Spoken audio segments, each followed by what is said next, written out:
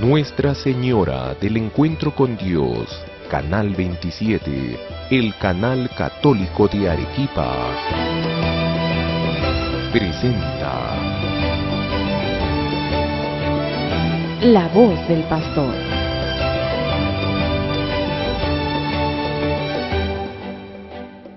Queridos hermanos y hermanas, nuevamente juntos en La Voz del Pastor.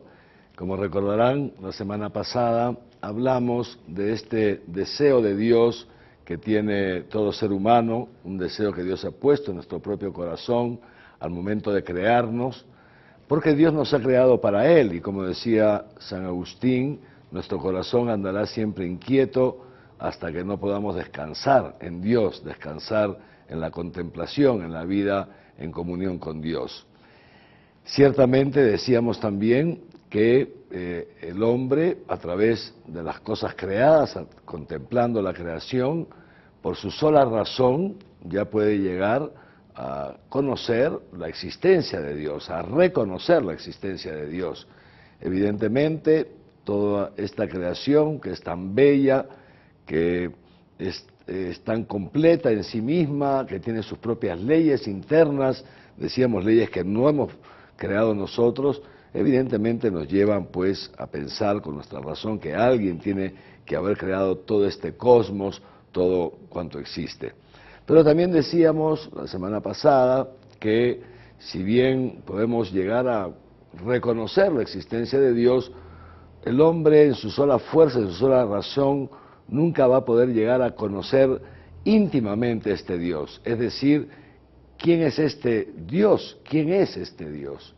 Y por eso la iniciativa para que el hombre pueda conocer a Dios la ha tomado Dios mismo. La tomó ya desde los inicios, cuando, como nos relata el libro del Génesis, descendía al paraíso a conversar con nuestros primeros padres Adán y Eva, y así se iba revelando a ellos como un Dios personal, como un Dios amor. Posteriormente, aunque el hombre, digamos así, nuestros primeros padres rompieron esa comunión con Dios, Dios no los abandonó a la muerte ni al pecado, sino que fue tomando nuevas iniciativas para que los hombres lo pudiéramos conocer, para que pudiéramos relacionarnos personalmente con Él. Esas distintas iniciativas llegan, digamos así, a un momento muy importante cuando Dios se revela a Abraham, se revela luego también a Moisés y al pueblo de Israel, su pueblo elegido. Dios actúa a lo largo de los siglos en favor del pueblo de Israel, y aunque el pueblo de Israel no fue siempre fiel, como tampoco nosotros somos siempre fieles, Dios sí se mantuvo fiel a sus promesas y envió a su Hijo único al mundo, nuestro Señor Jesús, en quien Dios se ha revelado plenamente a los hombres. Jesús es la palabra definitiva del Padre. Todo aquello que el Padre quiere que nosotros sepamos de Él, es decir, todo aquello que necesitamos nosotros saber, nos lo ha revelado en su Hijo Jesucristo a lo largo de toda su vida terrena y de un modo, digamos así, culminante en ese misterio de la muerte en la cruz, de su resurrección y de su ascensión al cielo. Jesús entonces nos transmite quién es Dios. Gracias a Jesús, al Verbo encarnado, podemos saber nosotros que Dios es tres personas, es decir, el Padre, el Hijo y el Espíritu Santo. Esto jamás lo hubiéramos podido saber si Jesús no nos lo hubiera revelado. Tres personas distintas, pero un solo Dios verdadero, porque es única su naturaleza, porque es igual su dignidad y porque actúan siempre juntos, viven en comunión. Es un amor tan grande el que los une, repito, que siendo tres son uno. Pues bien, desde el momento en que Jesús volvió o subió al cielo, el día de la ascensión, Jesús dejó constituida su iglesia para que a través de ella, de generación en generación, se fuera transmitiendo todo aquello que Jesús había revelado a la iglesia naciente y en concreto a los apóstoles. Por eso Antes de subir al cielo, Jesús dice a los apóstoles, y a través de los apóstoles dice a toda la iglesia: vayan por todo el mundo y transmitan a la gente todo aquello que yo les he enseñado. Enséñenles a guardar todo aquello que yo les he enseñado. Y entonces, desde entonces, la iglesia nos va transmitiendo esa verdad revelada por Dios, es decir, nos va transmitiendo quién es Dios, quién es el hombre, cuál es el sentido de nuestra vida, para qué estamos en este mundo, de dónde venimos y hacia dónde vamos. Y esa transmisión la iglesia la ha hecho y la sigue haciendo hasta ahora fundamentalmente por dos vías, que es donde yo quisiera que nos detengamos un poco en este momento. Es decir, todo aquello que Jesús ha entregado a la iglesia lo transmite de generación en generación. Esa es nuestra misión como cristianos, nuestra misión como católicos, transmitir la fe a la siguiente generación. Fíjense ustedes, una tarea que nos corresponde a todos, no solamente al obispo, no solamente a los sacerdotes o a las religiosas, sino también a todos ustedes, queridos hermanos y hermanas laicos. Todos tenemos esta tarea de transmitir la fe a la siguiente generación. Y repito, entonces el contenido de nuestra fe está fundamentalmente transmitido por dos vías. Por un lado, la predicación oral. Inicialmente, la iglesia no escribió nada. Inicialmente, los apóstoles se dedicaron a transmitir de un modo oral aquello que ellos habían recibido directamente de Jesús. Y esto entonces se llama la tradición, esa gran transmisión oral que pasa de generación en generación. Pero muy poco tiempo después de la ascensión de Jesús al cielo y de los inicios de la vida de la iglesia, también la iglesia, inspirada por el Espíritu Santo, comenzó a poner por escrito algo de lo que ella había recibido del Señor. Y es así como surgen los evangelios, los 4 evangelios que nosotros conocemos. Luego surgen las cartas, por ejemplo, estas cartas tan famosas, las cartas del apóstol San Pablo, aquellas de San Pedro, las de Judas, no Judas el Iscariote, no el que traicionó al Señor, ¿no es cierto? Y de las cartas de San Juan, por ejemplo, pero también libros como los Hechos de los Apóstoles o el Apocalipsis. Entonces nos encontramos por un lado con la tradición oral y por otro lado con la tradición, digamos así, escrita, que está contenida fundamentalmente en las Sagradas Escrituras. Pues bien, de esta manera la Iglesia va transmitiendo lo que se llama, fíjense ustedes, el depósito de la fe. ¿Qué es el depósito de la fe? El depósito de la fe contiene las verdades que Dios ha revelado a los hombres a lo largo de los siglos y de un modo ya definitivo en su Hijo, en nuestro Señor Jesucristo. Este depósito de la fe, Jesús lo entregó a los apóstoles y desde entonces los apóstoles lo van pasando a las siguientes generaciones. Y es tarea nuestra, justamente, de los obispos, el custodiar este depósito de la fe, el custodiar los contenidos de nuestra fe y el promover que sean transmitidos fielmente a la siguiente generación. Ojo, que esto no significa que los obispos seamos los únicos responsables del depósito de la fe, no. El depósito de la fe ha sido entregado a toda la Iglesia, o sea, también a los sacerdotes, también a las religiosas, también a ustedes, queridos hermanos laicos. La fuente es la misma, es nuestro Señor Jesús, pero los modos de transmisión pueden ir variando, como decíamos hace un momento, sea por la vía escrita de la Biblia o sea por la vía oral de la tradición.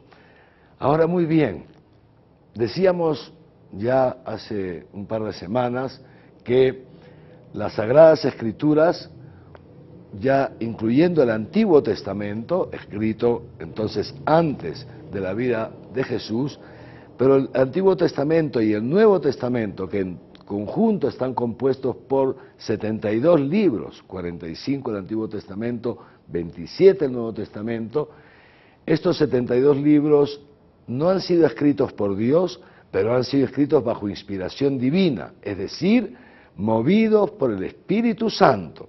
Autores humanos han escrito aquello y solo aquello que Dios quería que sea escrito. Dios mismo ha inspirado las Sagradas Escrituras. Y por eso esas Sagradas Escrituras deben ser interpretadas con el mismo espíritu en el que fueron escritas.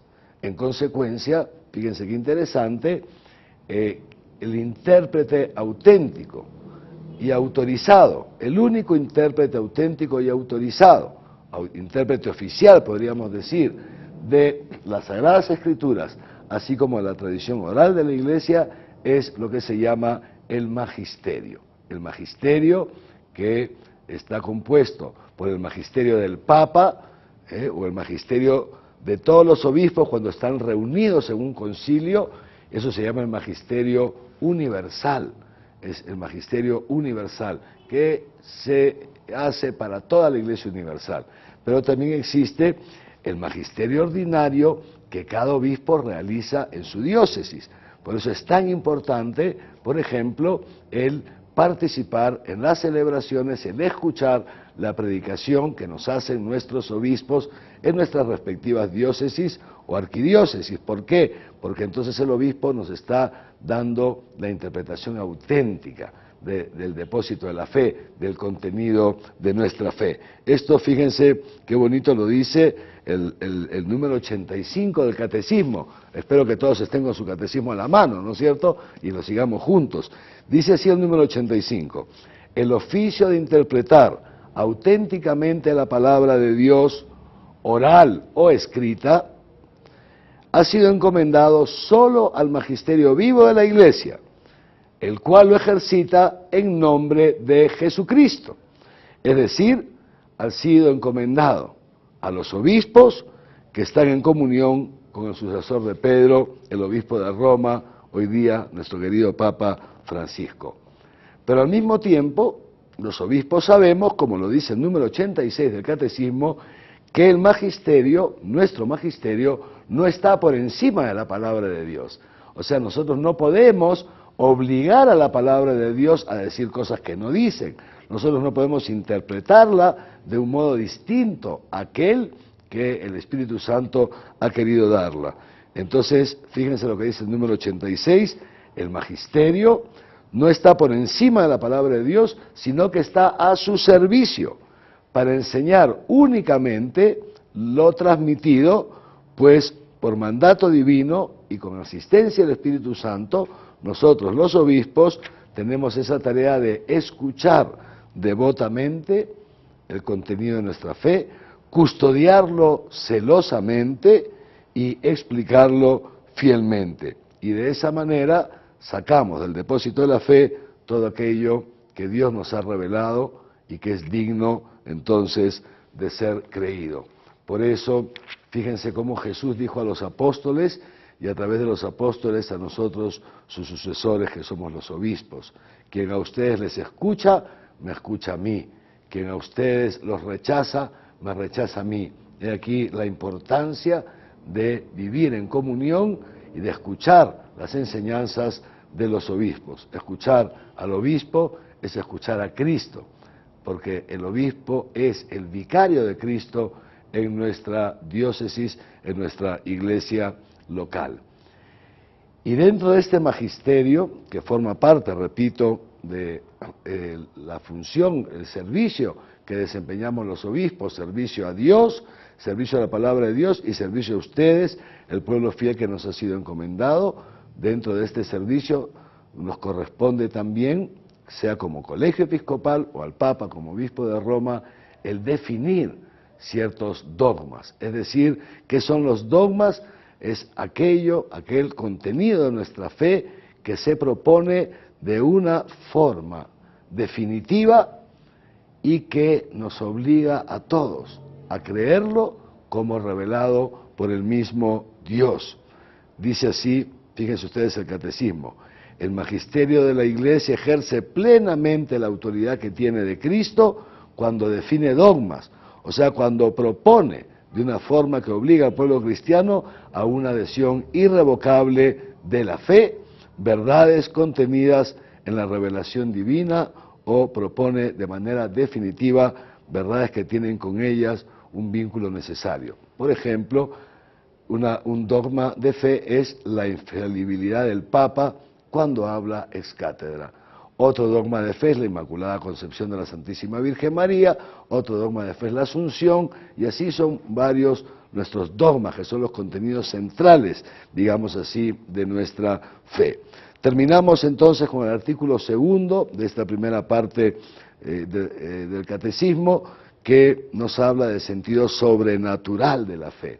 Es decir, nosotros los fieles, todos en conjunto, participamos en la comprensión y en la transmisión de esa verdad revelada. Y dice el número 92, que la totalidad de los fieles que conformamos la Iglesia Católica no podemos equivocarnos cuando todos estamos de acuerdo en algunos asuntos propios de la fe. Esto se llama el sentido sobrenatural de la fe, el sensu fidei. Es una especie como de olfato. Cuando un cristiano, un católico bien formado, dice, esto no puede ser verdadero, aquí me están haciendo alguna trampa, esto no va conforme a la voluntad ni al deseo de Dios para nosotros, ni aquello no responde a la verdad revelada. Terminamos entonces, por eso es tan importante que nosotros nos formemos de un modo adecuado. Por eso yo los felicito, dedicar un tiempo cada semana, por ejemplo, para tener este encuentro, aprovechando a nuestros amigos de NSE, Radio y Televisión Nuestra Señora del Encuentro. ¿No es así? Así nos vamos formando. ¿Para qué? Para que ese sensu fidei, ese sentido sobrenatural de la fe, vaya creciendo en nosotros. Y por eso también es tan importante participar en los cursos de formación que damos y que a través también del canal y de televisión y de la radio les vamos informando. Muy bien, pues hasta aquí llegamos, hemos terminado, decíamos, con este artículo 2 de la sección primera, de la parte primera de nuestro catecismo, y Dios mediante, la próxima semana entraremos ya en el artículo 3, todos con su catecismo en la mano. Que los bendiga Dios Todopoderoso, Padre, Hijo y Espíritu Santo, y que su bendición los acompañe siempre. Amén.